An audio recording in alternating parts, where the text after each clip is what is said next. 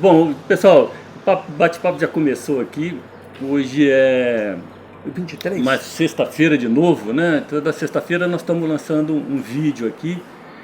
E hoje, pô, uma felicidade danada, porque já vivemos muita coisa, entendeu? É verdade. Francisco Bustamante, mas é o meu Paul McCartney da é o Chico Forever, Chico Forever. Pô, quando eu conheci a banda, há mais de 40 anos atrás, eu lembro da formação. Era o Chico no contrabaixo, o Antônio na guitarra, o Lau na outra guitarra e o Mederix. O Mederix, Medera, o Guto. Eu acho que essa não foi a primeira formação. Foi a primeira. Foi a primeira formação? A primeira, sim.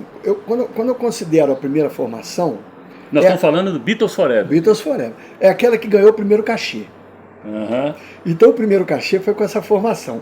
Mas antes disso, em 81... quando a gente fez a primeira apresentação, foi até para o programa Beatles Forever, da rádio B3, era o Guilherme Carvalho, que era da Polar, filho do Pérez, da Polar. O Guilherme que estava no lugar do Antônio. Porque o Antônio ainda não sabia tocar. Uhum. O Antônio era meu amigo, meu amigo desde que a gente tinha 10 anos de idade. Só que ele não tinha habilidade ainda naquela época com o instrumento. E o Beatles Forever começou tão de repente, que ele não teve tempo de aprender para entrar no começo da banda. Mas eu falei, vai treinando que você vai entrar.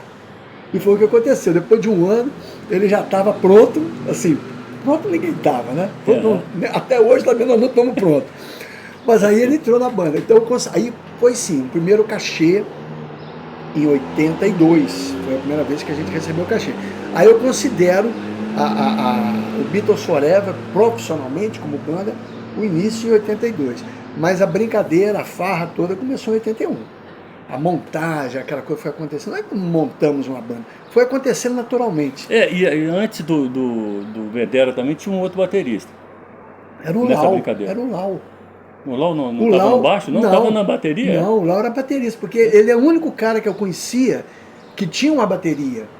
Porque em 80... Tinha que ser assim, né? Em 80, assim, eu tinha guitarra, né, porque minha família é de músicos, meu tio tinha guitarra que deu para mim e tal. O contrabaixo, eu ganhei um de Natal em 80, que foi meu presente de Natal. Mas a bateria era uma coisa quase que impossível de se conseguir. Quem tinha eram os conjuntos de baile, que tinham baterias, mas a garotada, eu tinha 16, 17 anos, nenhum dos meus amigos tinha uma bateria. Você ia na loja musical, só vendia corda de violão, um violão outro, bateria nem pensar. Às vezes nem no Rio você achava bateria para comprar. O Lau comprou a dele em São Paulo. O Lau recebeu o Lau é mais velho que a gente, mais velho que eu. O Lau saiu do NPOR em 80, e com o dinheiro que ele recebia lá, o Lau é tenente, né? Aí ele comprou uma bateria, foi em São Paulo e comprou uma bateria. E ficava guardada na casa dele, porque ele também não tinha com quem tocar. Aí eu conheci ele. Aí quando eu conheci o Lau, ele entrou como baterista. Mas o Guto tinha um amigo em São Paulo, que é o Aldo, que era baterista quase que profissional. Conhecia ali realmente a nata musical de São Paulo naquela época. O Aldo convivia com todos eles, bateristas, até o baterista Roberto Carlos era amigo dele na época e tal. Aí o Aldo ensinava para o Guto, o Mederix, né? O Mederix às vezes ia passar férias lá com ele em São Paulo, e ele ensinou o Medera a tocar bateria. Então o Medera, quando eu conheci ele já tinha noção de bateria. Aí quando a gente montou o Beatles Forever, o Medera tem que tocar bateria. Ô Lau, e o Lau tocava guitarra muito bem também, conhecia acordes que eu não conhecia. Eu falei, Lau, você vai tocar guitarra, bicho. Assim que foi. Aí formou dessa maneira. O Lau foi para guitarra, o Guto, o Medera, né, ficou na bateria. Eu no baixo, porque foi a minha paixão. Primeira vez que eu peguei no contrabaixo, eu fiquei apaixonado. Eu falei, é isso, esse é o som que eu quero. tocava aquela música do John Travolta, como é que é do filme Grease, né? Summer Night, pum, pum, pum, pum, pum. Foi a primeira música que eu aprendi, que foi em 79, isso, para 80. Aí eu falei, eu vou tocar baixo, porque não foi por causa do Paul McCartney que eu quis tocar baixo, não, eu quis tocar baixo porque eu gostei do som, daquela pegada e tal. E aí foi. O que eu acho interessante no Beatles Forever porque não é simplesmente, cara, eu conheci em 82, nós fizemos aquela noite do Bizu que foi estrondosa. Foi maravilhoso aqui. Cara, quando nós vimos, sabe, a apresentação de vocês, foi aquela explosão naquele. O pessoal invadiu o palco, foi uma coisa extraordinária, foi a lá Beatlemania mesmo. Aquilo foi a coisa. Às vezes eu conto para algumas pessoas, inclusive conto para minha filha. Pena que eu não tenho eu peguei uma vez um vídeo com o Toninho Buda, um pequeno trechozinho da nossa apresentação, coisa assim de um minuto e pouco. Aquela época era difícil, né? E inclusive sem áudio, só a filmagem Super 8 e tal. E mostra o pessoal no palco. Mas quem estava lá foi uma coisa realmente assim, foi cinematográfico aquilo, porque eu não lembro. Eu só via isso em televisão, nunca vi. A gente estava tocando, de repente todo mundo começa a dançar e começa a subir no palco e pular e tirar a camisa. E a gente ficou até assim, sem espaço para fazer o show. Mas aquilo foi uma glória. E isso repercute assim, aquela sintonia com o público. Pela gente, porque a maioria do pessoal que estava ali também eram nossos amigos, né, de colégio e tal. E pela música dos Beatles, que sempre foi uma coisa forte. Né? E o que eu penso, sabe, que o Beatles Forever é muito mais do que um cover dos Beatles. Né? Eu encaro o trabalho de vocês mais ou menos como uma memória da maior banda de rock que aconteceu. Porque vocês têm todo um trabalho de músicas dos Beatles, e inclusive figurino também. Então é um negócio, para mim, que é uma coisa de memória do rock mesmo. Eu nunca tive pretensão a gente não falava, vamos fazer uma banda de Beatles? Não, a coisa não foi assim. A coisa assim, a gente gostava de música. Eu sempre, igual eu falei, minha família, minha mãe tocava piano, meu tio tocava violão, meu tio trabalhava, era advogado no Rio. E o pai do Paulinho da Viola era oficial de justiça, eles trabalhavam juntos. Ele era amigo do pai do Paulinho da Viola, que tinha um grupo de chorinho. E, consequentemente, ele conheceu o Paulinho da Viola quando o Paulinho estava começando a carreira. Então, o Paulinho da Viola frequentava a minha casa, que eu morava no Rio, né? Eu nasci no Rio, vim para cá em 74. Mas até lá, eu lembro dessas pessoas frequentando a minha casa, deles tocando, o Paulinho da Viola tocando cavaquinho na sala do meu apartamento lá no Rio. Mas eu era muito criança, não sabia quem era o Paulinho da Viola. Para mim era um cara, um mulatinho que tocava cavaquinho, não sabia da história do Paulinho da Viola. Tinha o quê? 6 anos, 7 anos de idade. E meu tio me ensinou a tocar violão, apesar de ter a mão pequena, mas ele me ensinou e eu ouvia isso, ouvia o dia inteiro lá em casa esses discos de MPB, muita coisa de samba, e essa foi a minha formação. Até o dia que eu assisti, porque eu sou filho único. Então eu não tinha um irmão mais velho para me mostrar os Beatles. E minha mãe e o meu tio, eles eram de uma outra geração. Minha mãe nasceu em 1922. Então ela não curtiu Beatles, ela curtiu bolero, ela curtiu aquela coisa antes, né? Meu tio era fã de tango, aquela coisa toda. Então eu não fui apresentado aos Beatles por ninguém. Eu vi um filme na televisão dos Beatles, o filme Help. E quando eu vi aquele filme, a partir daquele dia, minha cabeça virou ao contrário, sabe? Eu falei, caramba, quem são esses caras, né? Esses caras são demais. Preciso conhecer mais dessa banda. Que eu nem sabia que eram famosos. E eu não associava Beatles com Beatles. Beatles, para mim, eu já tinha visto, já tinha lido Beatles em outros lugares, mas não sabia que os Beatles eram os Beatles, né? Aí depois, com 8, 9, 10 anos de idade, que eu fui fazendo aquela conexão e vi que os Beatles eram famosos e comecei a conhecer o trabalho deles. Mas para mim era impossível tocar uma música dos Beatles. Eu acho que aquele som era completamente diferente do que eu estava acostumado. O piano da minha mãe, do violão do meu tio e o cavaquinho do Paulinho. Aquilo é completamente diferente, aquela coisa inalcançável, né? Até quando eu vim para Juiz de Fora e eu conhecia, eu já estava mais maduro, já estava assim, pré-adolescente, né? Aí eu conheci outras pessoas que mexiam com música. O Conjunto Vértice foi um conjunto que me influenciou muito. O Tadeu, o Grisende, né? O Luizinho Lopes, essa turma toda. Eu assistia show deles lá no Gramberry e eu ficava fascinado com o som. O próprio Dal, cara. Eu assistia um show do Dal no Pro Música. Eu nem tinha Beatles Forever. E eu fiquei lá vendo o show do Dal. Falei, que legal, cara. O negócio, dá para fazer o som, dá pra gente tirar o som. Com guitarra, tem que ter guitarra, não pode ser só no violão. E aí a coisa foi acontecendo devagarzinho. A gente foi amadurecendo e começamos a tocar. Só que não é fácil você achar outros 3 caras bitomaníacos feito você. Então eu falei, eu vou ter que tocar, eu vou fazer de tudo. E eu queria fazer de tudo. Tocava música, até Asa Branca a gente tocava, fazia apresentações.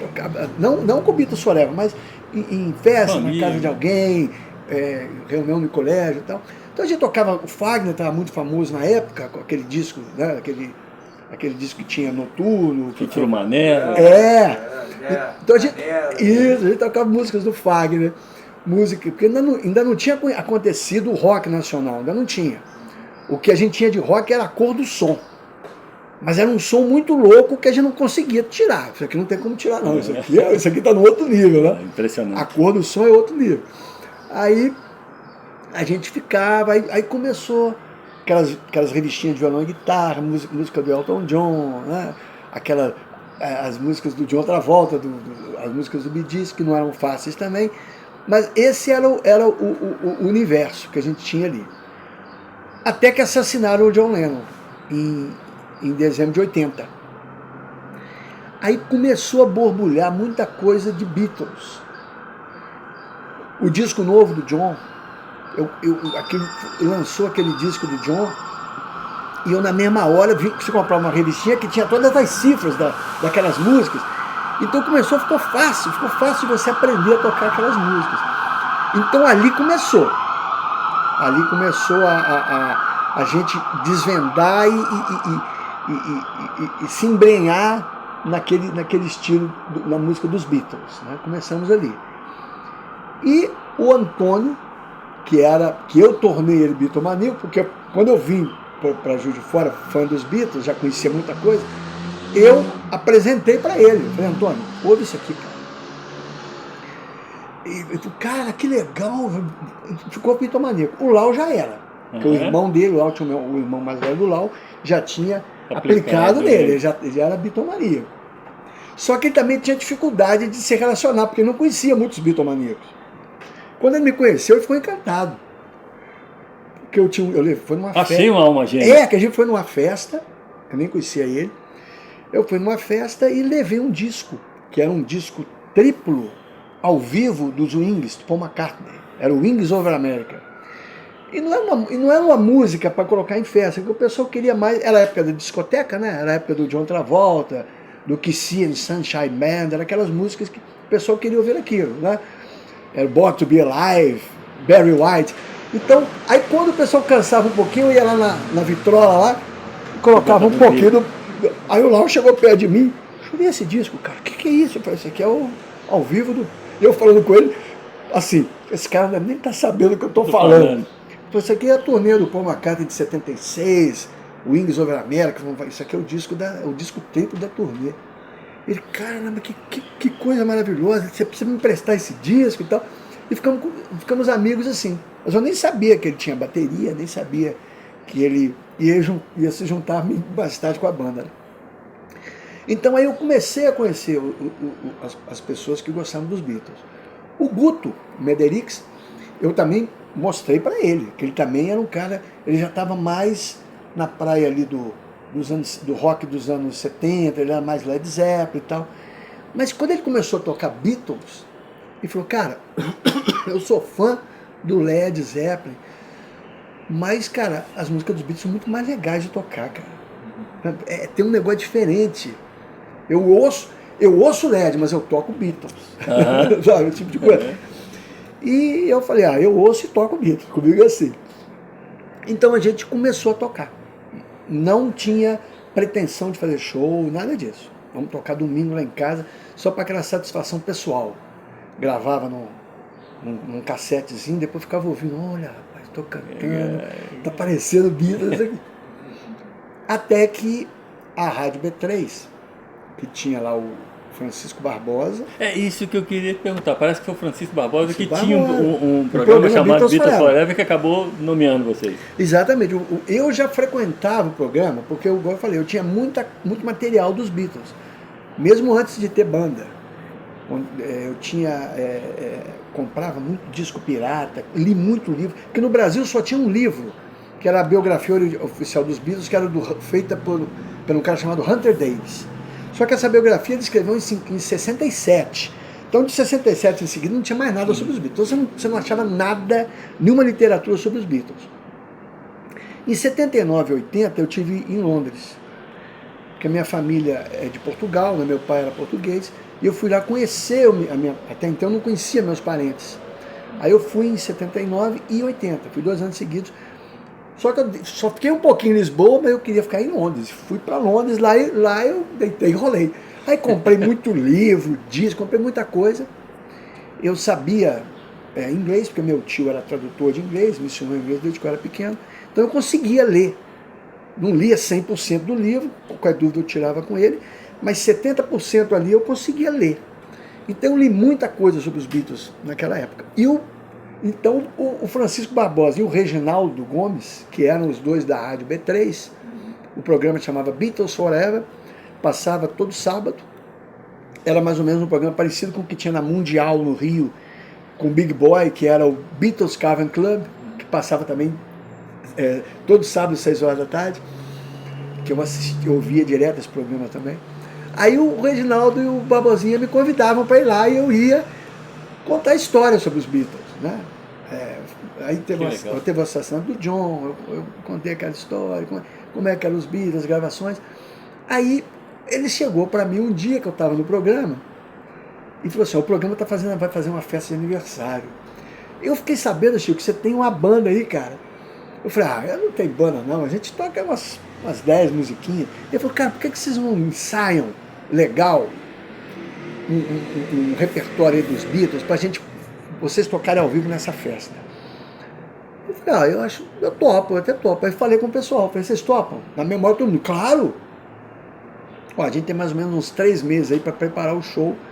Era tempo de sobra, né? Aí a gente preparou o show, a gente ensaiava, todo domingo ensaiava e tal, o show ficou pronto. E a gente finalmente chegou o dia, 16 de outubro de 81. Fomos fazer fomos debutar, né? Fomos lá para nossa primeira apresentação ao vivo. Foi no Dreams, que era ali um anexo do Grilos. Era o Grilos, no Rio Branco era o Grilos, e embaixo era a Boate Dreams, que tinha até um piano no palco. Eram onde vários músicos se apresentavam ali, grandes músicos que apresentavam ali, que era música ao vivo que tinha. Então o Dreams, a noite funcionou assim, em cima tinha a discoteca, tocando música dos Beatles e outras músicas também, carreira solo, músicas da época dos anos 60, 70, e embaixo ia ter o show ao vivo com o Beatles Forever. Então nós chegamos lá e estava tendo a TV Globo, eu não sei como é que ela, na época, não era Panorama não, nem Integração, tinha um outro nome, eu não lembro qual era. Eles estavam inaugurando um link de fazer externa, fazer gravar ao vivo do lado de fora. Então, quando nós chegamos lá, tinha um monte de refletor e câmera que iam filmar a gente tocando. Aí o Lau tremeu. Ia ser ao vivo. Eles iam fazer uma passagem ao vivo, entrar, acho que num jornal que passa. Nesses casos, o bom é nem falar que vai gravar, né? O cara do... O Lau gelou. Eu falei, não, tá tranquilo. E o Barbosa falou assim, e outra coisa também. O programa vai ser transmitido pela rádio também, ao vivo. Nós estamos puxando aqui, aí contrataram um cara lá, não sei, acho que foi o Silésio, negócio de uma mesa de som para puxar para a rádio, fazer o link. O programa foi transmitido. Nós começamos em grande estilo mesmo. Foi impressionante. Aí fizemos o show, foi tão legal que a gente acabou o show. Ele chegou para mim e falou: Chico, tem um monte de gente querendo assistir, porque o Dreams era menor do que o Grilos. Dá para vocês fazerem de novo? Repetir o show? Eu falei: claro, vamos fazer de novo. Aí fizemos 2 shows naquela noite. Caramba, começou assim. Foram 2 shows, eram shows pequenos, de 50 minutos, mas fizemos 2 shows naquela noite. E ali, a partir daquele dia, começou aquela coisinha na cabeça. Pô, cara, o negócio é legal. Por que você não vira músico? Por que você não procura? Leve isso pra frente, porque é legal. E aí, a gente teve um grande empurrão depois, que eu agradeço a você e ao Petrilo, porque aquilo também foi definitivo para a continuidade do nosso trabalho e para o nosso sucesso. Foi o Bizu e o Festival de Rock. O Festival de Rock foi... Eu não sei como é que eu conheci vocês, só sei que alguém... Na realidade, você fez a apresentação na noite do Bizu em 82, que eu acho que foi o Barbosa mesmo que deu a dica pra gente de vocês, nós procuramos vocês, vocês apresentaram. E aí, como foi maravilhoso, nós falamos: eles têm que estar no festival, quando a gente começou a estruturar o festival. Então foi basicamente isso que aconteceu. Foi isso mesmo, eu lembro que não sei se foi, acho que foram vocês dois, você e o Petrilo, foram lá na minha casa, lá no Gramber, né? Isso. E falaram dessa festa do Bizu. E eu falei: não, a gente faz sim, claro. Me mostrou o pessoal que vinha, aí falava: vem o Perfeito Fortuna. Eu nem sabia quem era Perfeito Fortuna. Eu falei: não sei o que era. Vai a banda O Aviziliu, que era uma música experimental, né, uma coisa assim. E a gente quer fechar com vocês, porque eu sou de vocês. Eu falei: não, claro, vamos fazer assim.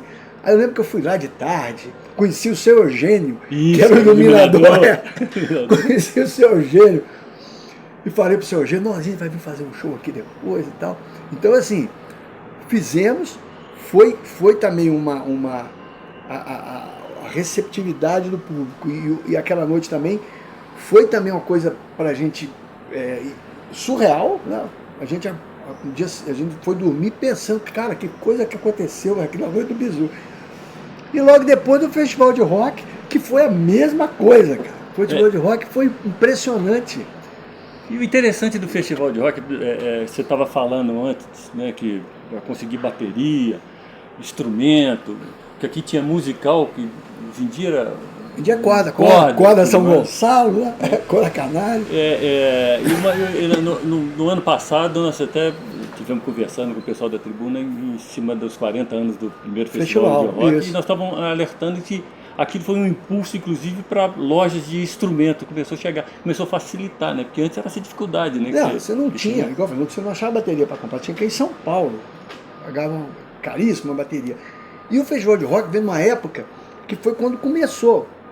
Em 82, 81, 82 começou Blitz, né? Começaram os conjuntos de Sangue da Cidade, começaram os conjuntos de rock a aparecer no programa da Chacrinha, aquela coisa. Aí, quando veio para Juiz de Fora o Festival de Rock, que foi realmente um festival de rock para valer, né? Ali foi um festival, aquilo sim foi um festival de rock. A gente deu de cara ali com outro, já era um outro mundo pra gente também. Equipamentos, né, que estavam lá, que era o que tinha de melhor no Brasil na época, devia estar ali, com certeza. E a gente deu de cara com aquilo, falei: caramba, realmente o negócio é legal, né? O negócio é bom, estou gostando disso, estou gostando desse meio. E naquela noite, eu fiquei amigo do Di Castro, somos amigos até hoje. Ah, que legal. Do Sangue da Cidade, foi naquela noite lá em 83. Conhecemos também o Guto Goff, baterista do Barão, que ficou, tivemos muito contato, naquele dia principalmente, depois também, a gente se encontrou em eventos que a gente fazia também, a vira e mexe encontrava com alguém assim. E assistimos ali do palco o show do Raul Seixas, ficamos em pé no palco ali, de roupa de Beatles aí, de uniforme, ficamos assistindo ali. Então foi uma noite independente da gente ter tocado ou não, já foi uma noite inesquecível. E o fato da gente ter tocado e pegamos um horário por causa do famigerado e bendito atraso, a gente pegou o melhor horário da noite. Nós começamos a tocar às 11 horas da noite, porque estava lotado, né? E antes da gente estava aquele porre do Skylab. Aquela única coisa que era fora do rock ali era o Skylab. Mas tinha que ter uma coisa assim, meio esdrúxula no negócio, até para compor, para fazer. Então tava o Skylab lá e o pessoal todo falou, pô, vamos dar um tempo. Saíram, eles fizeram um pouquinho à frente do palco, foram para as barraquinhas, ficaram no cantinho. E quando a gente entrou, eles vieram alucinados para frente, e cantando e sacudindo camisa, e o cara lá dos refletores lá em cima, do outro lado tinha o pessoal que ficava mexendo com a iluminação, tinha aqueles canhões seguidores. Isso. O cara ficou dançando os canhões seguidores, a gente. Cara, aquilo foi assim, apoteótico, aquela nossa entrada, né? E o show fluiu legal, sabe? Apesar da gente, pô. Foi um showzaço. Ser cru, né? Sem nenhuma bagagem, nem nenhuma direção, nem nada. Vamos fazer uma música atrás da outra, vamos anunciar em inglês. Eu anunciava as músicas em inglês e tal. Vou fazer isso e foi. Então deu certo, aquela receita ali deu certo. Foi uma coisa espontânea, a gente fez ali pelo gosto mesmo, porque a gente estava curtindo mesmo o que a gente estava fazendo. E aí a gente começou, a partir daquele momento, a gente começou a ver a coisa profissionalmente. Ó, já que a gente vai fazer isso, a gente tem que ser profissional, a gente tem que ter horário, a gente tem que ser sério, a gente não pode, isso aqui não é uma brincadeira, ninguém está aqui brincando. A gente brincou até ano passado, né? Agora, se a gente quiser ir para frente, a gente tem que encarar a coisa de um jeito profissional. Não que vai profissionalizar, porque nunca ganhamos dinheiro com isso, mas a gente tem que encarar a coisa profissional para isso durar e isso ter respeito, porque senão você acaba virando... Né? A coisa mais tradicional de vocês, trazendo para cá, para os dias de hoje, a coisa mais tradicional de vocês é sempre aquele concerto de Natal, né? Que eu acho fantástico. É o 25 de dezembro, É o 25 de dezembro. E você estava me contando uma história interessante de uma menininha que viu um show seu numa praça e tudo mais, você convidou. Como é que é essa história? Não, a gente estava fazendo... O show de Natal a gente já faz há 40 anos, né? E é um show, na verdade é um show do Beatles Forever, é um show de Natal. Que ali a gente pode colocar... A produção é nossa, tudo ali a gente faz. Os outros eventos a gente é contratado para tocar. Então ali a gente prepara tudo, a gente faz com muito carinho. E a gente fez laços, né, de relações, de amizade com dezenas, centenas de pessoas e por causa desse show. Pessoas que vêm de outras cidades para assistir o show, pessoas que já colocam isso como... Isso aqui está no calendário de final de ano das pessoas. Ó, a ceia, não sei o almoço e tal, e depois do show. E antes do Natal, a gente estava fazendo, nesse último Natal, a gente estava fazendo um evento na escadaria da Câmara, que era o Natal, o Canta em Canta lá da Câmara de Vereadores. Foi até um dia de muita chuva, choveu, atrapalhou muito a apresentação. Mas a gente toca debaixo de chuva, debaixo de sol, de qualquer jeito a gente toca. E eu vi uma menina na plateia, a Rafinha, estava lá com uma camisa de Beatles, fã de Beatles. Eu vi que ela estava curtindo, estava gostando, estava ela e a mãe dela. Aí quando acabou o show, ela veio para tirar um retrato com a gente, e chovendo, e a chuva não tinha parado na hora, debaixo de chuva. Aí eu falei, aqui, nós vamos fazer um show. Eu falei assim, você não viu o show, isso aqui não é o show, a chuva atrapalhou. Nós vamos fazer um show daqui a uma semana, 2, no teatro, que é o show de Natal. Entre em contato que eu vou arrumar ingresso para vocês irem lá. E aí elas me ligaram e foram. E aí elas passaram a tarde lá no teatro, elas assistiram a filmagem da Globo, o nosso ensaio, assistiram o show. E depois do show, elas foram para o palco, dançaram lá durante o show. Então aquilo foi um momento mágico para ela, né? Eu não sei se já tinha acontecido alguma vez isso na vida dela, mas a mãe dela ficou extremamente agradecida. E eu falei, poxa, mas isso não é nada, a gente só convidou você para assistir o show, pô. Isso aqui é... Mas aí que eu vi como é importante, né? Como é que isso toca as pessoas, né? Um momento, tudo bem, a gente está ali se divertindo, a gente está gostando de fazer, mas as outras pessoas que estão assistindo também estão gostando, não é só a gente que está gostando. Aí que a gente começou a perceber isso, agora as pessoas estão gostando. Eu Chico, não te cortando, mas assim, pela história que vocês têm, pelo período que vocês têm, pela história que vocês, né, proporcionaram a muita gente, eu acho que já deveria ter tido uma proposta de colocar vocês como um patrimônio cultural de Fora. O Garotinho falou comigo isso ano passado, o vereador Garotinho. Ele Então falou, já tem essa ideia. Tem a ideia. Ele comentou comigo, falou, a gente tem que fazer isso, botar vocês como um patrimônio, porque vocês estão há 43 anos, cara. E são realmente 43 anos. Só paramos na pandemia. Ficamos 20 meses sem tocar, mas fora esses 43 anos, mesmo assim a gente estava nas lives, né? Não é que paramos totalmente. Mas a gente ficou ininterruptamente e sempre mantendo uma média anual. A gente não toca nem pouco nem muito. O importante é que a gente mantenha uma média de 30, 40 shows todo ano a gente faz. E durante 43 anos. Tem anos melhores, tem anos piores. E a gente sempre mantendo o nosso padrão, né? Sempre melhorando. A gente se procura sempre melhorar, porque eu acho que não tem porquê a gente não andar para frente. Para frente que se anda sempre, isso, né? Então, cada show a gente está sempre querendo, a gente nunca está no automático, a gente quer sempre melhorar. Eu assisto o show, o show foi legal e tal, aí eu vou ver a gravação, não foi tão legal não. Tem que mexer nisso. Tem que melhorar, tem que fazer muito ensaio. Como é que está a formação hoje, Chico? Eu e o Lau continuamos. É isso que eu ia fazer um comentário. O Lau está desde a primeira Desde o primeiro momento, pré-Beatle. O Lau é pré-Beatle, pré-Beatle Forever. Aí a primeira formação com o Antônio, teve aquela do Guilherme, que ficou com a gente só aquela apresentação, a primeira, depois o Antônio entrou em 82.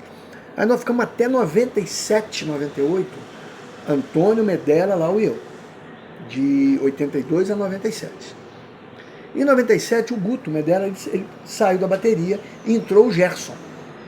Gerson Faria, que tocava na banda Vitaminas, 12 Cruzeiros de Bala, 5 Cruzeiros de Bala, sei lá. Tocou em várias bandas. Mas aí a última... Kid, parou no Kid. Não. Eu queria saber o seguinte, qual é a formação atual? Eu, o Lau, o Walter Santos, que é o Kid, e o Elcio Leão, que é o batera, que entrou no lugar do Gerson. Você estava contando para mim, fora do ar aqui, que o Gerson estava na bateria, não era um bitomaninho, era um cara de rock, né? E o Antônio, que todos dois tiveram uma questão de profissional, que aí tiveram que afastar. Aí onde entra o Kid. Profissional, E eu falei, o prazo de validade, né? Eu tenho meu prazo de validade também, só que o meu está mais longo, né? Eu podia já ter parado, porque às vezes acontece, mesmo você gostando, aí, tendo saúde e tudo mais, mas às vezes chega uma coisa que um dia que você acorda e fala, eu não estou afim de fazer show. Eu pensei que isso fosse acontecer, né, quando terminou a pandemia. Eu pensei que eu ia ser, porque 20 meses parado pra gente é como se fosse 5 anos. Eu falei, agora não tem mais ritmo de jogo, acho que eu não vou ter mais aquele gosto para fazer de novo.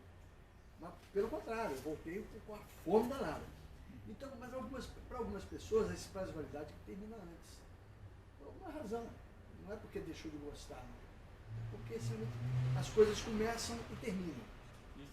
Terminou para eles. Foi o que aconteceu. Terminou para eles. E aí o Kid, que já tocava teclado com a gente, porque tinha uma época que a gente estava em 5. A gente tinha um tecladista, porque algumas músicas a gente precisava de um apoio de um teclado atrás. Principalmente a segunda fase dos Beatles. Então ele já estava atrás fazendo aquele apoio. Quando o Antônio parou, ele assumiu o lugar do Antônio. Voltamos a ser 4. E como ele é um excelente músico, multi-instrumentista, toca tanto teclado quanto guitarra, e às vezes toca os dois até ao mesmo tempo, pai da música e teclado, ele substituiu o Antônio. Bom, foi claro que ninguém substitui. Foi uma outra formação. Um novo som do Beatles. E com o Gerson foi uma coisa. Quando o Gerson saiu, eu falei, Chico, eu vou ter que parar. Eu vou cumprir a nossa agenda até o final do ano.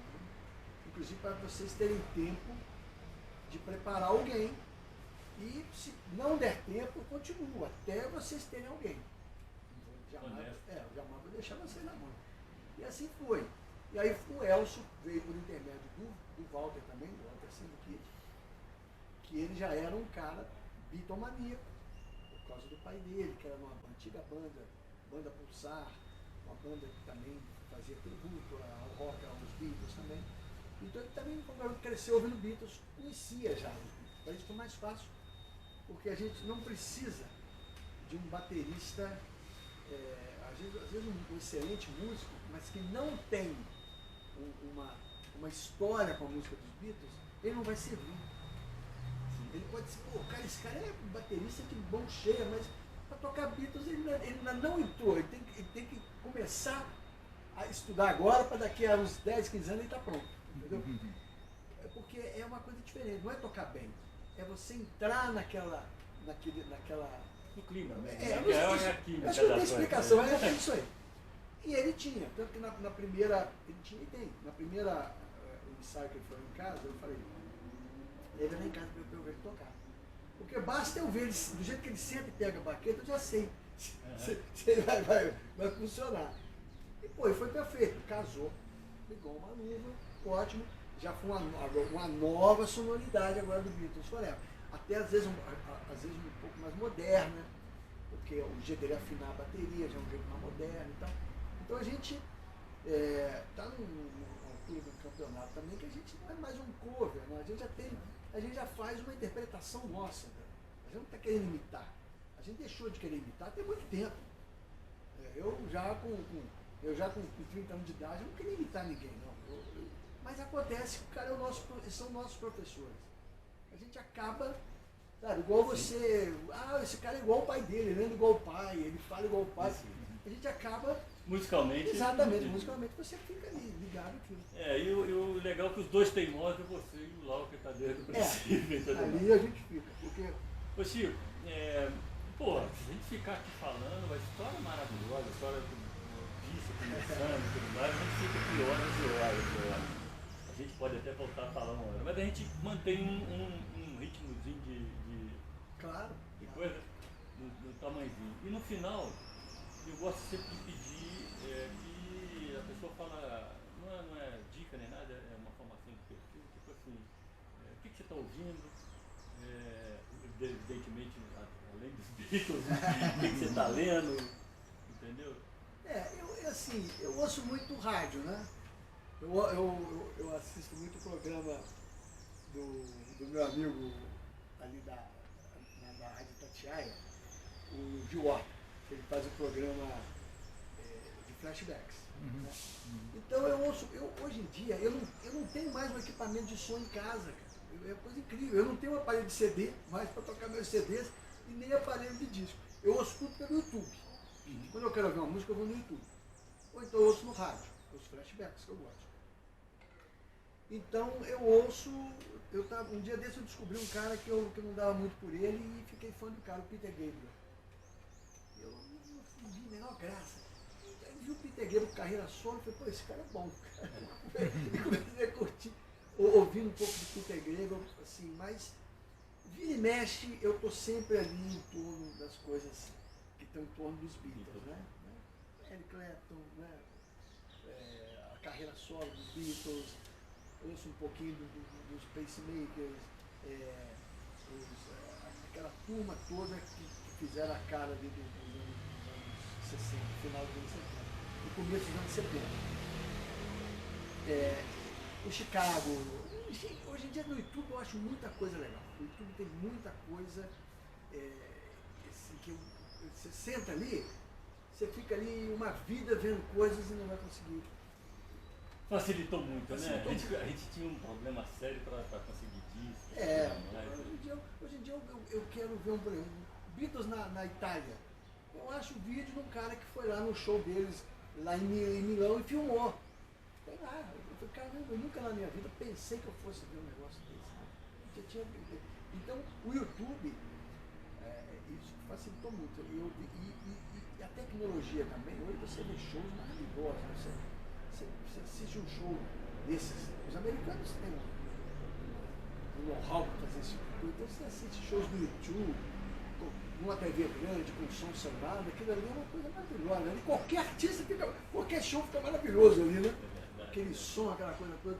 Um dia desse eu vi foi o The Corns, um grupo, acho que é irlandês, que são três moças e um cara. E eu vi uma coisa super interessante no clipe, no vídeo, né, do show, é que você escolhe que câmera você quer ver. Então uma câmera o tempo todo na cantora, outra o tempo todo na baterista. E você faz a direção, eu quero ver a câmera tal, quero assistir o show só vendo a baterista tocar. Sabe, isso é uma coisa incrível, né? Eu acho muito legal. Então eu me divirto no YouTube, hoje em dia eu me divirto no YouTube. Eu ouço de tudo, menos sertanejo, né? O resto eu ouço tudo. Chico, pô, obrigado pelo bate-papo, foi assim, sensacional, sabe? Essa amizade nossa de 40 anos aí.